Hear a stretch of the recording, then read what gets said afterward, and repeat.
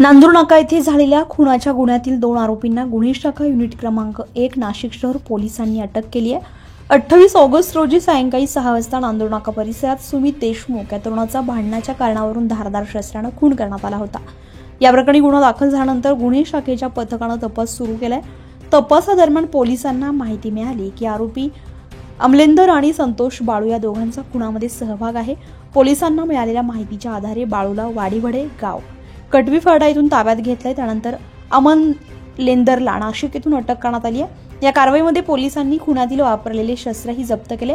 अटकेनंतर आरोपींनी गुन्ह्याची कबुली दिली असून त्यांच्यावर कायदेशीर कारवाई सुरू आहे।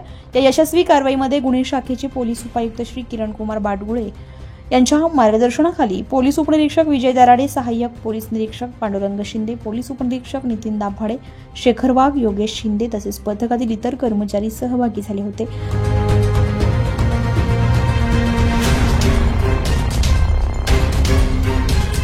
न्यूज पोलकोलसाठी नासिर पठाण, नाशिक।